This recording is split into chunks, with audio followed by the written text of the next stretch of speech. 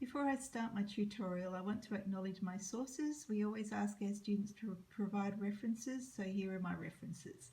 Okay, I went to a home economics teacher's professional development day and we had a 10-minute presentation on E-Textiles, which was very interesting but really only showed me what we needed to use, but I didn't really understand how.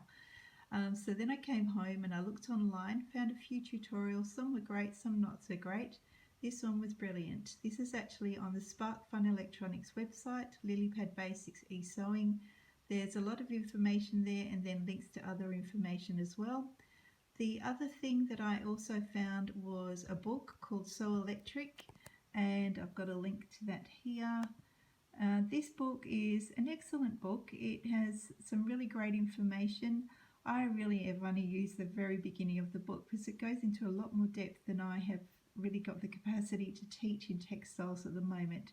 It would be great if you were actually doing a STEM project between textiles and electronics or robotics, because it goes into a great deal of depth in that sort of area. This is how I started my cute monster. So this is my design.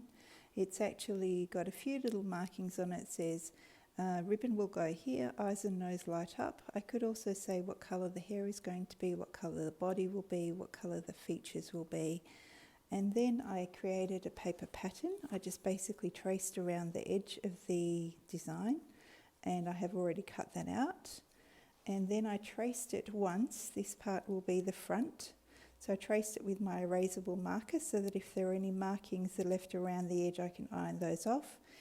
And then I put it back over here, but I put it so that I can flip the design, because this part will be the middle and the back. And the middle and the back need to be flipped and joined at the feet or at the bottom of your design so that the conductive thread can be stitched through from the middle to the back. The middle will have all of the LEDs on it, with the conductive thread going through to the back, and this is where the battery will be so that you can access the battery easily. These are the main body pieces that have been cut out. So this part here will be the middle and the back, and they will be folded together. So this is the way that my cute little monster goes, and then I will place the top piece on top of that. Now the reason we have a top piece, that's the front, that will actually just have all the features on the front, but it will hide the LED and the conductive thread stitching on the inside, so that you'll just see the really attractive front rather than all this conductive thread. And then on the back you'll actually see the battery a little bit and a little bit of stitching, but it won't matter so much. Here's the front of my cute little monster. I've cut out all of the felt pieces that become her features, and I haven't attached any of them at the moment. I am going to glue them on. These little eyes I'm actually going to punch holes in. I'm going to punch a hole here for the nose so that the LEDs can shine through.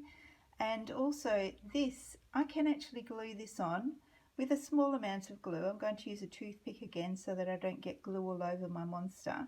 But if you're going to use foam around the edges, please don't put those on until the end, because if you're trying to stitch through foam when you stitch all the way around the edge of your design, whatever you're making, you'll find that the foam is very thick and very hard to stitch through. If you've got felt, you're welcome to glue it on earlier, but it's up to you. You can add that later if you like.